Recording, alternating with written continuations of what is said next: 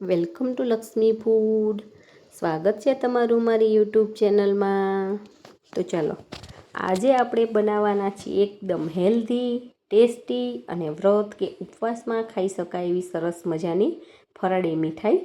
તો જોતાં જ તો તમને ખ્યાલ આવી ગયો હશે કે આપણે આ શું વસ્તુ બનાવેલી છે. પણ આ વસ્તુ એકદમ સરસ અને ઝડપથી બનાવવા માટે તમે મારી વિડીયોમાં લાસ્ટ સુધી બન્યા રહેજો અને મારી આપેલી દરેક ટ્રીક અને ટિપ્સને ફોલો કરજો. તો તમારી પણ આ મીઠાઈ બહુ જ સરસ બનીને તૈયાર થવાની છે. તો એના માટે મેં આ ગાજર લઈ લીધેલા છે. અત્યારે સિઝન ના હોય એટલે ગાજર આપણને આવા ઓરેન્જ કલરના મળતા હોય છે, જે રેડ કલરના અત્યારે નથી બજારમાં જોવા મળતા. તો મેં અહીંયા ગાજર લઈ લીધેલા છે. 700 ગ્રામ જેવા લગભગ ગાજર છે આશરે. એને ધોઈ સાફ કરી અને આપણે લઈ લેવાના છે અને એની ઉપરથી આવી રીતે પતલી પતલી છાલ હોય છે એ કાઢી લેવાની છે. ગાજરમાં એટલી જાડી છાલ નથી આવતી, તો ચપ્પાની મદદથી આપણે આવી રીતે લઈ લેવાની છે અને એના એકદમ ઝીણા ઝીણા આવી રીતે ટુકડા કરી લેવાના છે બધા જ ગાજરના. હવે આપણે ગાજરને ખમણવાના નથી, અલગ ટાઈપનો આપણે ગાજર પાક બનાવી લેલા છીએ. આ ગાજરનો હલવો નથી બનાવતી, હું ગાજર પાક બનાવું છું. એ વસ્તુનું ખાસ ધ્યાન રાખવાનું છે. તો ગાજર પાક બનાવવા માટે આપણે ગાજરને એકદમ આવું ચોપર આવે છે એની અંદર એકદમ બારીક ચોપ કરીને લઈએ છીએ. આજે આપણે ખમણીને નથી લેવાના, એકદમ અલગ ટાઈપથી હું તમને ગાજર પાક બનાવતા શીખવાડી રહેલી છું. જો તમે આવી રીતે ક્યારેય ના બનાવ્યો હોય તો તમે આ ગાજર પાક બનાવજો અને આ વ્રત કે ઉપવાસમાં શ્રાવણ મહિનામાં તમે આનો એન્જોય કરજો. એક વખત જો તમે બનાવી લેશો તો તમને ખરેખર એમ થશે કે ના, બનાવવાની મજા આવે છે. ઝટપટ પણ બની જાય છે અને ખાવાની તો બહુ જ મજા આવી જાય છે. તો બધા જ ગાજરને આપણે આવી રીતે ચોપ કરી લીધેલા છે અને 2 થી 3 ચમચી જેવું મેં ઘી ગરમ કરી લીધેલું છે. એની અંદર આપણે બધા જ ગાજરને આવી રીતે એડ કરી લેવાના છે અને મોટા વાસણમાં, થોડાક જાડા તળિયાવાળા વાસણમાં આપણે આને શેકી લેવાના છે. એકદમ સ્લો ગેસની ફ્લેમ ઉપર આપણે આ ગાજરને શેકવાના છે ઘીની અંદર. ગાજરને શેકાતા બહુ એટલી બધી વાર નથી લાગતી હોતી, પણ આપણે આ પ્રોસેસ સ્લો ગેસની ફ્લેમ ઉપર કરીશું તો ગાજર અંદર અને બહાર બધી જ રીતે સરખા સોફ્ટ થઈ જશે અને એનો ટેસ્ટ પણ સારો આવશે. એટલે ગાજર શેકવામાં આપણે બહુ ઉતાવળ નથી કરવાની, સ્લો ગેસની ફ્લેમ ઉપર જ આપણે આ પ્રોસેસ કરી લેવાની છે. અત્યારે થોડુંક તમને ડ્રાય લાગતું હશે, પણ પછી આપણું ઘી એમાંથી છૂટું પડતું હોય છે. પણ જો તમને એવું લાગે કે ડ્રાય છે તો તમે હજી એમાં અડધી ચમચી જેવું ઘી એડ કરી શકો છો. હવે અંદર નાખવા માટે આપણે 1 વાટકી ટોપરાનું ખમણ, 1 વાટકી બદામ, 1 વાટકી કાજુની આવા જે ફાડા આવે એ લીધેલા છે, 1 વાટકી ખાંડ અને ઇલાયચીનો પાવડર લઈ લેવાનો છે. તો પહેલાં આ બધી વસ્તુને આપણે પીસી લેવાની છે. તો સૌથી પહેલાં હું બદામને આવી રીતે અધકચડી પીસી લઉં છું. એકદમ બારીક પાવડર નથી કરી દેવાનો, એ વસ્તુનું ખાસ ધ્યાન રાખવાનું છે. જો આવી રીતે કરશો તો તમને થોડોક ટેસ્ટ એનો સારો આવશે, ક્રન્ચીનેસ આવશે એમાં. અને બદામ આવી રીતે અધકચડી પીસાઈ જાય પછી એની અંદર કાજુ અને આપણે ટોપરાનું ખમણ લઈ લેવાનું છે. ટોપરાનું ખમણ મેં મોટું લીધેલું છે એટલા માટે પીસું છું. બાકી જો તમારી પાસે નાનું ખમણ હોય તો એને પીસવાની જરૂર નથી, તો ડાયરેક્ટ જ તમે એની અંદર એડ કરી શકો છો. અને બધી જ વસ્તુ આવી રીતે સરસ પીસાઈ અને તૈયાર થઈ ગયેલી છે. અને બીજી સાઈડે આપણા ગાજર પણ સરસ ઓલમોસ્ટ શેકાવા આવ્યા છે. તમે જોઈ શકો છો પહેલાં કરતાં ક્વોન્ટિટી થોડીક ઓછી થઈ ગઈ છે અને એનો કલર પણ થોડોક ચેન્જ થઈ ગયેલો છે. હવે આપણે થોડાક આવી રીતે પ્રેસ કરીને જોઈશું, હજી થોડાક કઠણ લાગે છે તો આપણે હજી આને સ્લો ગેસની ફ્લેમ ઉપર આવી રીતે ચલાવતા જઈ અને સરસ શેકી લેવાના છે. નાના મોટા બધાને આ મીઠાઈ ભાવે છે. તમે જો એક વખત આ ગાજર પાક બનાવીને ખાશો ને તો બહુ જ મજા આવવાની છે. જો તમે મારી વિડીયોમાં નવા હોય અને હજી સુધી ચેનલને સબસ્ક્રાઈબ ના કરી હોય તો ફટાફટ સબસ્ક્રાઈબ કરી દેજો અને બાજુમાં રહેલા બેલ આઇકોનને પ્રેસ કરી દેજો, જેથી કરીને આવનાર તમામ નવી રેસીપીના વિડીયો ફટાફટ તમારી સુધી પહોંચી જાય. અને જો તમને મારા વિડીયો જોવા ગમતા હોય, વિડીયો પસંદ આવે તો વિડીયોને લાઈક કરજો અને તમારા ગ્રુપમાં ચોક્કસથી શેર કરજો. હવે ગાજર આપણા સરસ શેકાઈ ગયા છે. એની અંદર આપણે ટેસ્ટ પ્રમાણે, તમે કેવું ગળ્યું ખાઓ છો એ પ્રમાણે ખાંડ એડ કરી લેવાની છે. આની અંદર આપણે હજી ડ્રાયફ્રૂટ્સને એવું નાખવાના છીએ, એટલે જો તમને એવું લાગતું હોય કે હજી જરૂર છે તો તમે વધારે ખાંડ પણ એડ કરી શકો છો.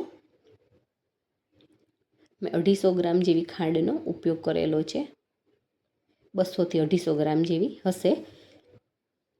એકદમ ગળ્યું પણ નથી બનાવી દેવાનું, કેમ કે આપણે વ્રતમાં કે એમાં ખાતા હોય તો એકદમ ગળ્યું હોય તો આપણે વધારે ખાઈ નથી શકતા. 2 થી 3 ચમચી ખાઈએ ને પછી આપણું ખાવાની ઈચ્છા નથી રહેતી. એટલા માટે થોડુંક ઓછી જ ખાંડ એડ રાખવાની છે, કેમ કે ગળ્યા ગાજર પણ આપણા થોડાક સરસ મીઠા જ હતા. ખાંડ આપણી સરસ ઓગળી ગયેલી છે. તમે જોઈ શકો છો ખાંડ ઓગળી ગઈ છે અને થોડીક પાકી ગઈ છે, તો આપણા ગાજરનો પણ કલર એકદમ રેડ ઉપર આવી ગયો છે. ઓરેન્જ કલરમાંથી થોડોક લાલ પડતો થતો જાય છે. અને સતત ચલાવતા જવાનું છે, જેથી કરીને ખાંડ આપણી નીચે જામી ના જાય. બધી જ ખાંડ ઓગળી જાય પછી આપણે બીજી પ્રોસેસ કરી લેવાની છે. એકદમ નાની દરેક ટ્રીકનું તમે ધ્યાન રાખશો ને તો તમારો પણ ગાજર પાક બહુ જ સરસ બનીને તૈયાર થવાનો છે.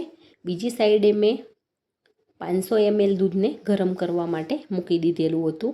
આની અંદર જે દૂધ એડ કરીએ છીએ એ ગરમ જ એડ કરવાનું છે. ઠંડુ દૂધ આમાં બિલકુલ એડ નથી કરવાનું. તો દૂધને મેં સરસ ગરમ કરી અને આની અંદર એડ કરી દીધેલું છે. તમે જોઈ શકો છો અત્યારે એવું લાગતું હશે કે એકદમ પતલું છે, પણ દૂધ રહે એનો આપણે માવો બનાવવાનો છે. આપણે ડાયરેક્ટ આમાં માવાનો ઉપયોગ નથી કરતા. દૂધમાંથી જ માવો બનાવી અને આપણે આ ગાજર પાક બનાવીએ છીએ. આવી રીતે જો તમે બનાવશો તો તમારો ગાજર પાક એકદમ સરસ બનવાનો છે.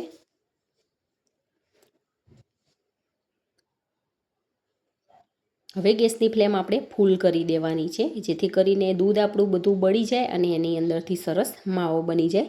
અને તમે જોઈ શકો છો દૂધની આવી રીતે કણી તો થવા જ માંડેલી છે અને દૂધ ઘણું બધું બળી ગયું છે અને આપણું જે આ ગાજર પાકનું મિશ્રણ છે એકદમ ઘટ પણ થવા માંડ્યું છે. આને બનાવતા અડધી કલાકથી પોણી કલાકની નજીકમાં થઈ જાય છે ટાઈમ. હવે આપણે જે ડ્રાયફ્રૂટનો પાવડર બનાવેલો છે એ આની અંદર એડ કરી લેવાનો છે અને સરસ મજાનો મિક્સ કરી લેવાનો છે. હવે આપણે સતત આવી રીતે ચલાવતું જવાનું છે અને ગેસની ફ્લેમ સ્લો કરી દેવાની છે, જેથી કરીને તળિયે ચોંટી ના જાય. નહીં તો જો દાજી જશે તો એનો ટેસ્ટ સારો નહીં આવે. હવે થોડોક ઇલાયચી પાવડર આપણે લીધેલો છે એ એડ કરી લેવાનો છે. જો તમને જાયફળ કે એવું ભાવતું હોય તો હજી તમે એની અંદર એડ કરી શકો છો, પણ મેં અત્યારે આટલા જ ડ્રાયફ્રૂટ્સ અને મસાલા એડ કરેલા છે. હવે સતત ચલાવતા જઈ અને આપણે આને હજી થોડો ઘટ કરી લેવાનો છે. એકદમ સરસ કઠણ થઈ જાય પછી આપણે ગેસની ફ્લેમને બંધ કરી લઈશું.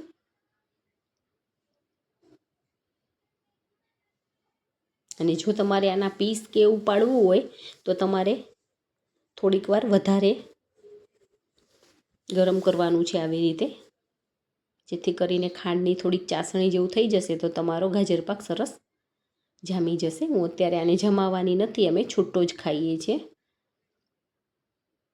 હવે લાસ્ટમાં આપણે 1 ચમચી જેવું ઘી એડ કરી લેવાનું છે અને આની અંદર સરસ મિક્સ કરી લેવાનું છે.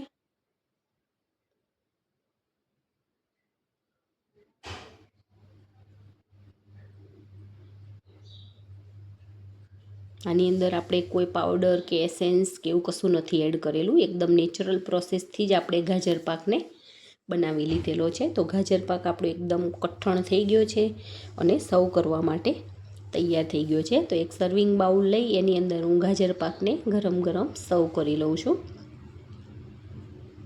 અને જોતાં જ ખાવાનું મન થઈ જાય એવો સરસ મજાનો એકદમ સોફ્ટ, ટેસ્ટમાં બેસ્ટ, એકદમ સ્વીટ એવો સરસ મજાનો ગાજર પાક આપણો રેડી થઈ ગયો છે. ઉપરથી થોડુંક ડ્રાયફ્રૂટ નાખી અને આપણે ગાર્નિશિંગ કરી લઈશું. તમને જે ડ્રાયફ્રૂટ ભાવતા હોય એની અંદર તમે એડ કરી શકો છો. અને બાળકોને જો તમે આ હેલ્ધી વસ્તુ ખવડાવશો તો બાળકોને પણ મજા આવશે. તો છે ને એકદમ સરસ તમે આવો ગાજર પાક ક્યારેય બનાવ્યો છે? જો ના બનાવ્યો હોય તો તમે આ રીતથી એકવાર બનાવી જોજો. અને જો તમે બનાવતા હોય તો તમે કેવી રીતે બનાવો છો એ કમેન્ટ કરીને મને ચોક્કસથી કહેજો. નજીકથી તમે એને જોઈ શકો છો, એનો કલર પણ એકદમ સરસ નેચરલ આવ્યો છે. આપણે એની અંદર કોઈ કલરનો પણ એડ નથી કરેલા અને એકદમ નેચરલ જ કલર આપણો આવેલો છે. તો છે ને એકદમ સરસ. આ શ્રાવણ માસમાં વ્રતમાં ઉપવાસમાં તમે આ ગાજર પાક બનાવીને ખાજો. તમે આનો ભગવાનને ભોગ પણ ધરાવી શકો છો. તો તમે પણ આવી રીતે બનાવો ને એન્જોય કરો. Thank you.